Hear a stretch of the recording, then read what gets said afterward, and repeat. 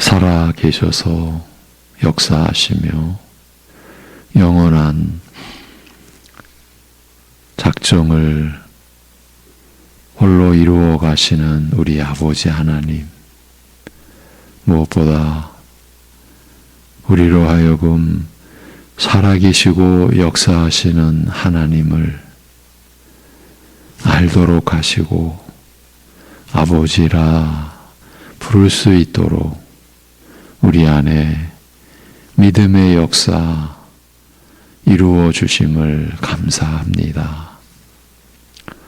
오늘도 우리가 살아가는 것이 내 것, 내 생명으로 살아가는 것이 아니라 하나님이 주신 생명으로, 그리고 그 생명의 작용도 오직 하나님의 은혜로 되어짐을 우리가 오늘도 기억하고 잊지 않고, 그리하여 모든 면에서 감사함으로 하나님의 우리를 향하신 한없으시고 온전하신 그 사랑을 아는 자로, 받는 자로, 누리는 자로 살아가게 하여 주시옵소서. 예수님의 이름으로 기도합니다. 아멘. 고린도전서 1장 29절에서 31절 말씀 보시겠습니다.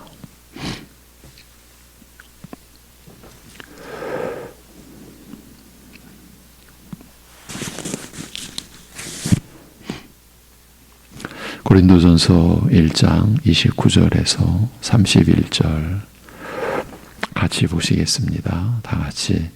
이는 아무 육체도 하나님 앞에서 자랑하지 못하게 하려 하심이라. 너희는 하나님으로부터 나서 그리스도 예수 안에 있고 예수는 하나님으로부터 나와서 우리에게 지혜와 의로움과 거룩함과 구원함이 되셨으니 기록된 바 자랑하는 자는 주 안에서 자랑하라 함과 같게 하려 함이라. 아멘. 지금 이 새벽 시간에 전개되고 있는 내용은 본문 30절에 너희는 하나님으로부터 나서 그리스도 예수 안에 있고 예수는 우리에게 하나님으로부터 오는 지혜가 되셨는데 곧 의와 거룩과 속량이 되셨다고 하는 말씀을 우리가 제대로 받지 못하고 있는 영적 토양과 관련된 것들입니다. 어제 명절 이전에 나눴던 대략을 요약해 드리고 나서 전개된 내용을 오늘은 그대로 받아서 이어가도록 하겠습니다. 우리가 신자로 불리는 이 말 자체가 믿는 사람을 가리키는 말이요. 그렇다면 우리에게는 믿음의 대상이 있고 또한 믿음의 내용이 있다는 것이요.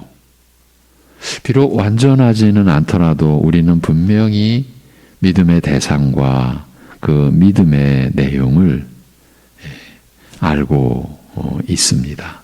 알게 되었습니다. 그리고 우리는 하나님 말씀인 성경을 통해서 믿음에 관한 모든 것을 받았다는 사실도 알고 있습니다. 오늘 우리가 드린 200장 찬송의 한 소절처럼 값도 없이 받은 거죠. 값 없이 하나님의 말씀을 받은 거죠. 그래서 그 말씀을 통해서 믿음에 관한 모든 것을 우리가 받아 누리게 되었습니다. 물론 그 과정에서 성령 하나님의 역사가 개입되지 않았으면, 성령님의 증언해 주시는 능력의 역사가 개입되지 않았으면 우리는 믿음의 대상과 그 내용에 있어서 어느 것 하나 취할 수 없었을 것입니다. 그래서 바로 이 성령님의 역사를 전제로 하고서 지금껏 나눈 내용을 정리하면 우리 믿는 자들은 오직 말씀으로 믿음을 받은 것이라고 할 수 있습니다. 하나님의 말씀이 있었기에 우리의 믿음도 있게 된 것입니다. 그러니 어떻게 말씀과 말씀이 떨어질 수가 있겠습니까? 그래서 믿음과 말씀이 떨어진 상태로 있는 분들이 그대로 있어서는 안 된다고 한 것입니다. 그대로 있어서는 안 되죠. 말씀과 떨어진 상태에서는 믿음 자체가 성립되지 않기 때문입니다. 그렇지만 현실 속에서는 얼마든지 말씀 없이도 믿음이 가능한 것처럼 보이는 것이 우리가 직면해 있는 결정적인 문제인 것입니다. 사단의 역사인 것이죠. 이 자체가 말씀을 별로 중시하지 않아도 괜찮은 믿음을 지닌 채로 얼마든지 살 수 있다는 식으로 많이들 생각하고 있는 우리의 현실인 것입니다. 우리가 지금 보고 있는 그 상황입니다. 우리 자신의 얘기입니다. 그래서 다음과 같은 접근을 시도해 보려는 겁니다. 만일에 그렇게 되지 않는다면, 곧 믿음으로 산다고 하면서 말씀으로 살지 않는다고 하면 어떻게 되겠습니까? 말씀으로 살아가지 않아요. 그런데 믿음으로 산다고 해요. 어떻게 되겠습니까? 어떤 사태가 벌어지겠냐는 말입니다. 그런데 이번에는 한 신자의 초점을 맞추지 않고 맞추는 대신에 교회 전체에 초점을 맞추어 생각해 보자고 어제 제안을 드렸습니다. 이 제안을 드리면서 말씀을 맺었었죠. 그런데 믿음으로 산다고 하면서 말씀으로 살지 않는다, 말씀으로 살아가지 않는다라고 한 것도 이해가 필요합니다. 신자가 말씀이 없이 어떻게 삽니까? 이건 근본 대전제죠. 예. 그런데 이제 현실에 들어가서 기록된 하나님 말씀인 성경을 중시하지 않는 경우는 얼마든지 일어나고 있습니다. 얼마든지 일어납니다. 우리 안에서 말입니다. 신자로서 자신이 삼위 하나님, 성부, 성자, 성령 하나님을 믿는 것이 곧 성경 말씀을 믿는 것이라는 의식이 없을 수 있다라는 거예요. 그게 없는 거예요. 내가 하나님을 믿게 된 것은 성경 말씀을 믿게 된 것이다. 이것이 떨어져 있는 게 아니라 하나인데. 그러니까 성경이 하나님의 말씀으로 믿어지지 않으면 우리는 성부, 성자, 성령 하나님을 믿지 않는 것입니다. 아니, 믿을 수가 없습니다. 아버지의 뜻으로 그리스도 안에서 성령이 임하셔서 거듭나 죄사함 받고 하나님의 자녀된 신분으로 영생을 살게 된 자신의 이 모든 것이 성경에 기록된 하나님의 약속의 말씀으로 이루어졌고 또 이루어질 것을 믿는 것이 신자된 우리의 믿음이요 또한 믿음의 내용인데, 그렇다면 이 믿음의 내용이 기록되어 우리에게 주어진 성경 말씀을 우리는 생명처럼, 아니 내 생명보다 더 귀한 것으로 여길 수 있어야 하는 것 아니겠습니까? 신앙의 연륜으로 인해 맺어지는 열매 중 첫째 되는 것이, 신앙의 연륜으로 인하여서 이제 우리 안에서 맺어지게 되는 열매 중 첫째 되는 것이 바로 성경 말씀에 대한 태도와 중심의 변화이어야 하지 않겠습니까? 그리스도를 처음 알 때보다 신앙의 연륜이 쌓일수록 더 예수님의 말씀, 또 예수님의 행적과 예수님의 우리를 향하신 사역이 기록된 말씀, 그 말씀이 풀어진 또 말씀, 이런 말씀들을 더 사랑하고 더 귀하게 여기는, 바로 그것이 우리 안에서 일어나는 변화요 또 열매인 것, 최우선적인 열매인 것 아닙니까? 믿음의 횟수가 쌓여갈수록 말씀을 더 사랑하고 더 성경을 가까이 하게 되는 것이라는 말입니다. 종회에 가서 이제 사역을 다 마친, 저는 사실은 개인적으로는 접촉이 없었어요. 그러나 참 좋은 훌륭한 우리 믿음의 선배요 사역자라는 그 성함은 알고 있었어요. 은퇴하신 그 선배님이 매일 하루를 시작할 때 두 내외가 하나님의 말씀을 나누는 것으로 시작한다는 그 소속노회의 후배 목사님들의 이야기를 전해 들었어요. 예. 잔잔한 그러나 참 감동이죠. 충만한 감동이죠. 예. 말씀을 그 복음을 평생 전하시던 분이 이제 공적인 사역을 다 마친 그런 상황에서도 두네 분이 매일 말씀을 같이 읽고 같이 말씀을 묵상하고 그렇게 하루를 시작하신다. 그러니까 이 시간, 이 새벽 시간에 그렇게 시작하시는 것 아니겠습니까? 이제 이런 이해의 배경을 가지고 믿음으로 산다고 하면서 말씀으로 살아가지 않는다고 하면 어떻게 되겠습니까? 라는 질문을 드린 것입니다. 이제 본론으로 들어가면 만약에 믿음으로 산다고 하지만 실제로는 말씀을 중시하지 않은 채로 산다고 하면 그렇다면 틀림없이 믿음으로 사는 게 각양각색이 될 것입니다. 교회적인 차원에서 보면 신자로서 살아가는 모습이 여러 가지 모양으로 나타난다는 말입니다. 가지각색인 거죠. 왜 그렇게 되겠습니까? 그래서 교회 전체적인 그런 관점에서 초점을 맞추고 생각해 보자고 제안을 드린 거예요. 그러면 그 각양각색에 신자로서 살아가는데 여러 가지 모양으로 나타나는 그런 상황이 왜 그렇게 되겠습니까? 그것은 기준이 없게 된 상태가 되었기 때문입니다. 말씀으로 살지 않는다. 그 말씀을 중시하지 않고 산다는 것은 말씀인 기준이 없이 산다는 그 말이에요.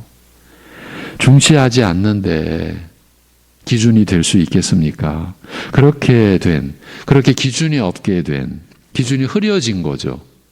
흐려지고 그 기준이 절대적이다. 이런 관점이 아니니까, 이런 믿음의 상태가 아니니까 사실은 기준이 없는 거죠. 기준이 없게 된 상태에서는 모든 판단과 결정이 자신의 생각대로, 자신의 본성대로, 그 자신의 부패한 본성이 원하는 대로 기울게 마련입니다.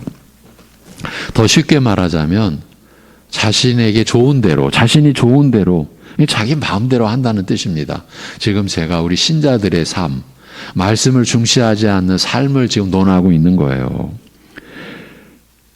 어쩔 수 없습니다. 이렇게 되는 것을 막을 길이 없습니다. 기준이 없으니 자기 좋은 대로 기울 수밖에 없다는 말입니다. 말씀을 멀리하는 신앙생활은 결국은 이렇게 되고 맙니다. 분명히 이제 문의는 신자인데 본인도 그렇게 자각하고 있는데 근데 사는 실제는 하나님을 따라서 살게 되지가 않는 겁니다. 말씀이 멀리 있으니까. 이건 필연적입니다. 우리 같이 생각해 보았으면 합니다. 우리가 이런 식으로 신앙생활을 하고 있다면 어찌 되겠습니까? 그런데 사실 우리의 현실을 보면 같은 신자요, 같은 믿음으로 산다고는 하지만 솔직히 각양각색의 모습을 보이고 있지 않습니까? 그렇다면 우리의 이 현실이 무엇을 뜻하겠습니까? 무엇을 말해주겠습니까? 그만큼 말씀과 믿음의 괴리, 말씀과 믿음이 멀리 있는 그 괴리 현상이 심각하다는 것 아니겠습니까? 예.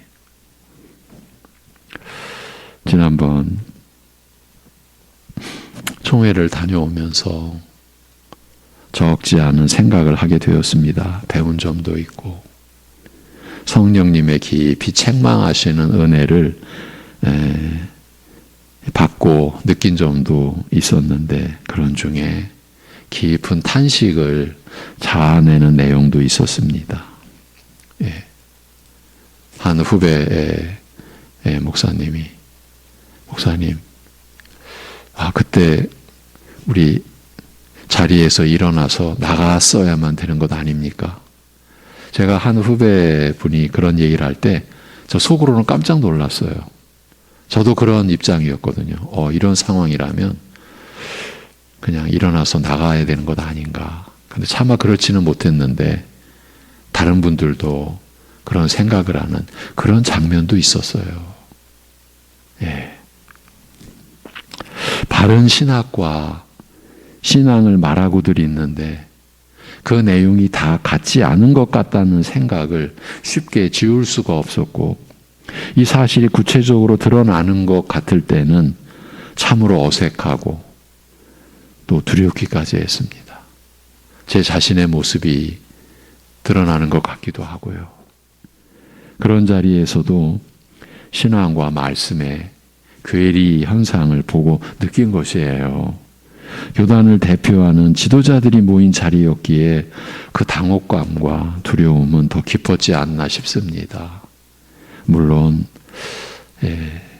새로운 일은 아니었습니다. 그 전에도 그 전에도 그런 일이 늘 있어 왔어요. 언제나 그런 측면이 있어 왔고요. 제 안에서도 우리 안에서도 그런 모습을 찾아보는 일은 어렵지 않고요. 지금도 그런 현실이기 때문입니다. 이렇게만 보아도 지금 우리가 나누고 있는 내용이 참으로 중대한 사안이라는 것을 알 수 있습니다. 전 시간에 나누었던 내용 중 한 부분을 다시 들려드리며 이어가겠습니다. 믿음으로 산다는 것은 곧 오직 그리스도를 의지하며 산다. 그렇죠? 우리가 믿음으로 산다는 것은 그 믿음의 대상이신 그리스도를 전적으로 의지하고 그리스도만을 신뢰하고 산다는 것인데, 그리스도를 의지하며 살아가는 신자의 삶의 실체는 현실적으로 어떻게 드러나게 되겠습니까? 우리가 이 질문을 또 나눴죠. 그리스도를 의지하는 삶이 구체적으로 어떻게 현실적으로 나타나게 됩니까? 나는 그리스도 의지해. 이렇게 계속 고백하는 것으로 될까요? 그렇게 중얼거리는 거야. 난 그리스도를 의지해. 난 그리스도를 의지해. 그렇게 될까요? 그것은 주문을 외고 있는 것에 불과합니다.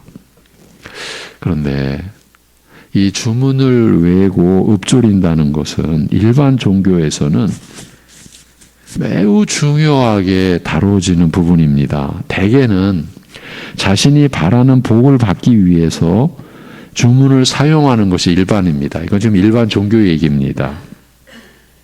그러니 주문이 저들에게는 얼마나 중요한 것이겠습니까? 이 주문을 자신이 얼마나 열심히 하느냐에 따라 자신이 받을 복이 좌우된다라고 믿고 있으니까요. 일반 종교에서는 그렇게 되는 겁니다. 그런데 이게 이제 안타까운 일인데, 교회 안에도 주문을 외는 형태의 신앙, 주문을 외는 식의 기도가 어느 시대나 있어 왔다고 볼 수 있습니다. 이것이 이제 우리의 아픔이고 문제죠. 그러나 결코 용납해서는 안 될 거짓 신앙의 한 형태라는 것을 잊지 마셔야 합니다. 요즘에 제가 금요기도에 인도할 때 예수님께서 바로 그 점을, 그러니까 잘못된 믿음의 내용을 예수님께서 지적하시면서 잘못된 믿음의 내용이 가지고 오는 폐단, 그 폐해 가운데 하나, 기도가 잘못되는 거죠. 그 잘못된 기도가 중언부언하는 기도예요. 한 말 또 하고 또 하고. 여러분, 그것은 결국 주문과 다를 바가 없어요. 그리고 실제 주문도 있고요, 교회 안에. 여러분이 더 잘 아시죠? 그거는 이방인들이 하는 기도다. 그러니까 그리스도 밖에, 하나님 나라 밖에서의 기도다. 이 잘못된 믿음의 내용이, 그것은 필연적으로 잘못된 믿음의 내용으로 인한 잘못된 신앙이, 잘못된 신앙의 형태가 나타나는 거예요. 결코 용납해서는 안 될 거짓 신앙의 한 형태입니다. 다시 돌아가서 그리스도를 의지하며 살아가는 신자의 삶의 실체는 그리스도께서 하신 말씀에 대한 깨달음과 그 말씀에 대한 믿음으로 나타나게 된다. 이렇게 말할 수 있습니다. 그리하여 우리 믿는 자들의 생애는 말씀을 믿고 깨달은 내용으로 그 형태를 갖추어가는 과정. 우리 신자들의 생애가 이제 말씀대로 삶의 형태가 갖추어져 가는 과정이라 할 수 있습니다. 그렇죠? 전에는 자기 주관과 자기 생각대로 살아가는 형태로 삶의 모습이 이루어져 왔었지만 이제는 자신을 버리고 그리스도를 의지하며 살게 되었으니 그의 말씀을 믿고 깨달은 내용대로 삶의 모습, 형태가 점차로 갖춰져 가게 된다는 말입니다. 여러분 안에 일어나 왔던 내용이죠. 지금도 일어나고 있으시고요. 이런 예를 좀 들어보겠습니다. 이제 관련된 분들은 양해하시고 들어주셨으면 합니다. 술을 좋아해서, 여러분, 교회 안에 계신 분들도 중에서도 술을 좋아하시는 분들이 계시죠. 술을 좋아해서 늘 술을 마시며 살던 사람이 주 예수 그리스도를 영접한 이후로 주님의 말씀에 순종하는 모습으로 변화되어 가는 경우를 떠올려 보십시오. 지금 이제 신자의 삶의 형태, 삶의 모습, 변화되어져 가는 그 모습을 얘기하려고 이 경우를 지금 제시해 보는 겁니다. 늘 술을 마시는 사람이 살아가는 그 모습이 있습니다. 그 삶의 형태가 있는 거죠. 그렇게 술을 좋아하는 사람이 살아가는 모습은 다들 짐작하실 것입니다. 그런데 그 사람이 주님을 영접하게 되면서 점차 절주를 하고 끝내 금주를 하게 되면 그 사람의 살아가는 모습은 이전과는 같을 수가 없게 됩니다. 이건 당연한 얘기죠. 사실은 우리 신자들의 삶이 이 당연한 얘기라고 하는 식의 변화가 일어나고 있는 거죠. 일어나야 되는 거고요. 그 새로운 모습, 끝내 이제 금주를 하게 되면 그 사람의 살아가는 모습은 이전과는 같을 수가 없게 됩니다. 그 새로운 모습은 먼저는 술 친구들과의 관계가 서먹서먹해지는 것으로 시작이 될 것입니다. 예전에는 너무 좋았는데 만나면 그냥 좋았어요. 술 친구들이. 그런데 어느 시점부터 왠지 서먹해지는 겁니다. 서로가 이렇게 시작이 되는 거죠. 깨질 것 같지 않았던 일상에서의 관계의 변화가 일어나게 된 것이에요. 틈만 나면 함께 술을 마실 수 있는 사람들을 만나는 것이 그가 살아가던 전형적인 모습이었는데, 삶의 형태였는데 이제 그게 깨지게 된 거예요. 드디어 새로운 삶의 형태가 형성되면서 이전에는 꿈도 꿀 수 없었던 일들이 벌어지게 되는데 그것은 다름 아닌 전혀 새로운 관계를 이루며 이제 살게 된 것이에요. 주 예수 그리스도와의 관계를 시작으로 해서 우리가 잘 아는 에베소서의 말씀, 술 취하지 말라 이는 방탕한 것이니 너희는 오직 성령으로 충만함을 받으라. 이제 이 말씀의 역사가 그에게 일어난 거죠. 그래서 주 예수 그리스도와의 관계를 시작으로 해서 주를 믿는 사람들과의 관계를 갖게 되는 것이죠. 술을 즐겨 함께 마시던 사람들과의 관계 속에서 이제 주를 신뢰하고 믿고 의지하는 사람들과의 관계로의 변화, 이보다 더 새로운 삶의 모습이 이 세상에 존재하겠습니까? 바로 이 얘기를 하는 겁니다. 이렇게 우리들 신자의 일생이 이루어져 가는 것 아니겠습니까? 제가 오늘 한 예를 들어드렸지만 우리가 살아가는 또 그 내용은 다 다르지 않습니까? 그런 가운데서 변화되는 모습은 사실 하나인 거죠. 주 예수 그리스도와의 관계 속에서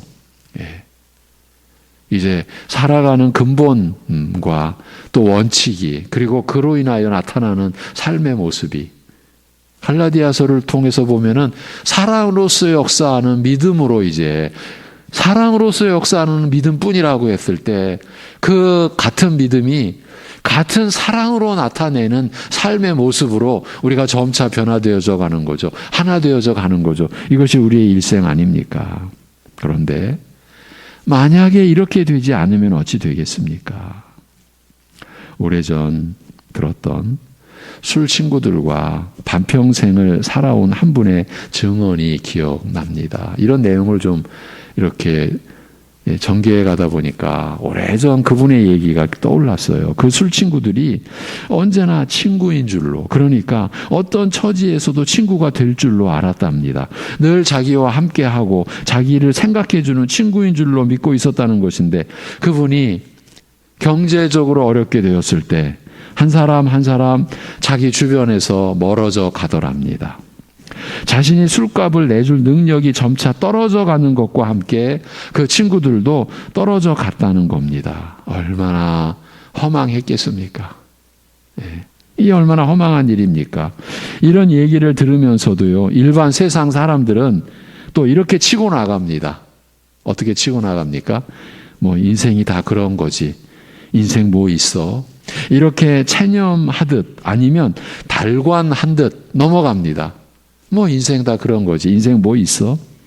대개는 이런 식으로 살아가지 않나 싶습니다.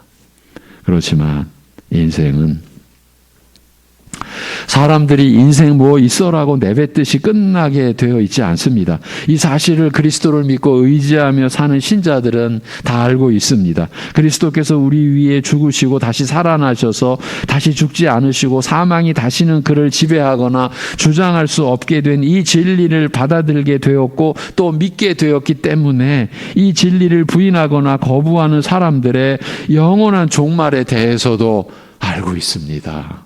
인생 뭐 있어? 이렇게 내뱉는 것으로 맞춰질 인생이 될 수 없다는 것을 말입니다. 생각해 보십시오.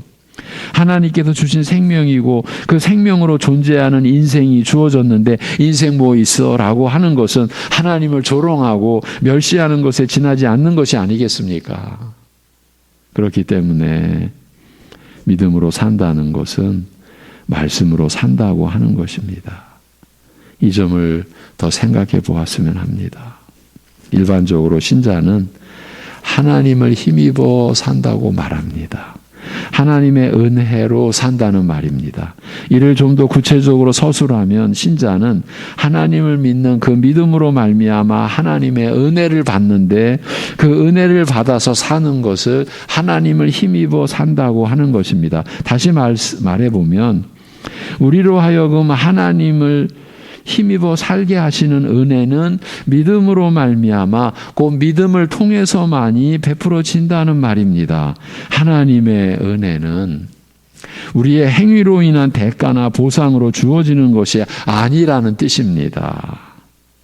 이 점도 언제나 우리에게 문제죠. 이것이 모든 종교와 다른 점이라고 할 수 있습니다.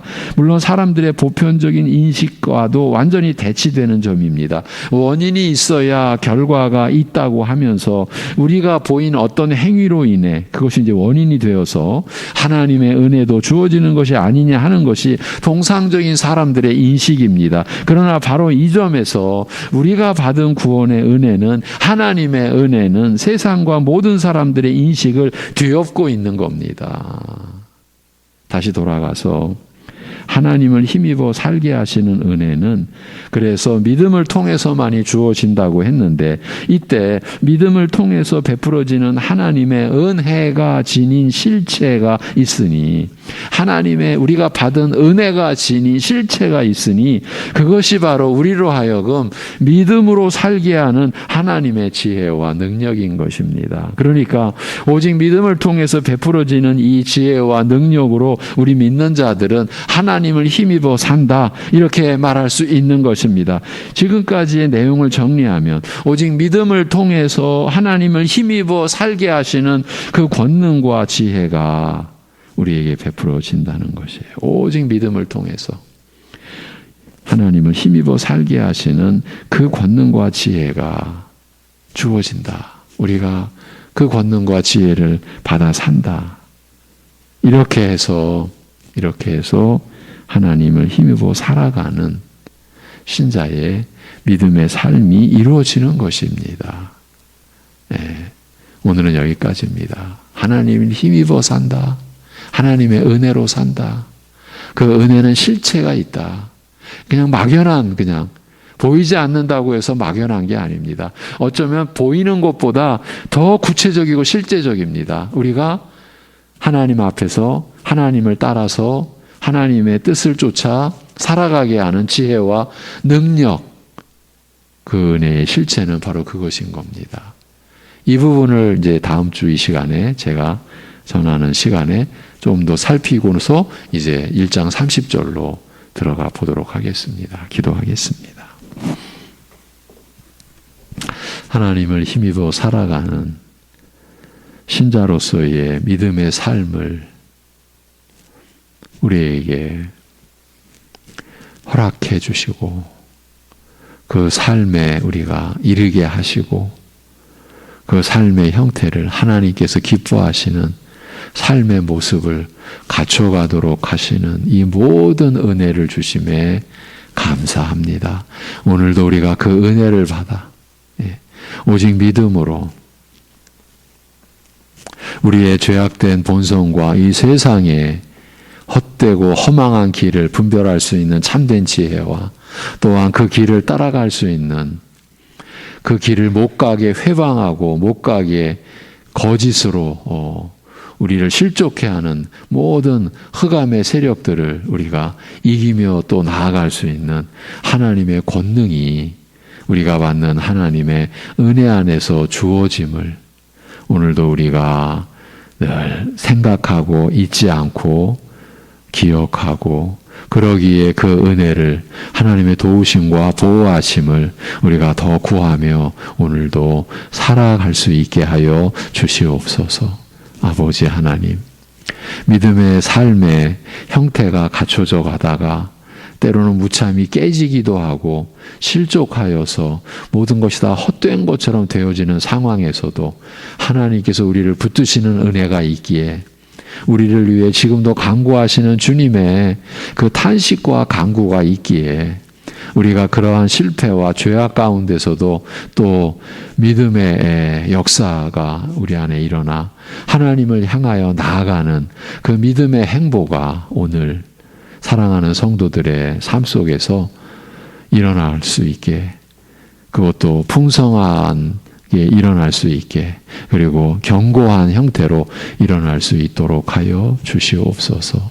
하나님 아버지, 우리 사랑하는 성도들의 삶이 외적으로는 다 다르게 보이지만 그러나 우리가 하나된 믿음을 가지고 한 분 된 주님을 우리가 따라서 우리 안에 계신 한 분 된 성령님으로 인하여서 우리가 또 인생의 목적인 오직 하나인 하나님의 나라와 그 의를 구하는 것에 우리 모두가 하나로 되어져 있다라고 하는 점에 우리가 결코 지식을 흐리지 않고 그 지식을 빼앗기지 않고 우리가 한 몸 된 교회를 이루어가는 하나의 믿음으로 살아가는 삶의 형태를 오직 사랑으로서 역사하는 믿음의 삶을 우리가 살아갈 수 있도록 하여 주시옵소서. 그러기에 오늘도 자신을 부인하는 자기 십자가를 지는 일에서 이 시작에서 이 근본에서 실패하지 않고 실족하지 않고 주님을 따르는 삶을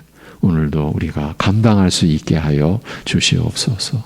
하나님 아버지, 교회적으로나 가정적으로나 우리에게 있어야 할 여러 가지 목표와 일들을 조급하거나 강박과 같은 그러한 입장에서 쫓기는 입장에서가 아니라 우리가 주님의 은혜 안에서 주님의 인도하심을 받는 그러한 중심으로 감사함으로 감당할 수 있게 하여 주옵시고 모진 지금 고난과 어려움과 고통스러운 상황을 가고 있는 우리 지체들, 사랑하는 가족과 이웃들을 오늘도 하나님께서 붙잡아 주옵시고 그 심령 안에 하나님의 평강을 더 충만하게 풍성하게 내려주시고 부어주셔서 육신적으로는 경험할 수 없는 세상적으로는 있을 수 없는 그러나 하나님으로부터 오는 참된 평강과 인자와 긍휼로 인하여 그 고난을 감당할 수 있는 하루 되게 하여 주시옵소서. 우리 주 예수 그리스도의 이름으로 기도하옵나이다. 아멘.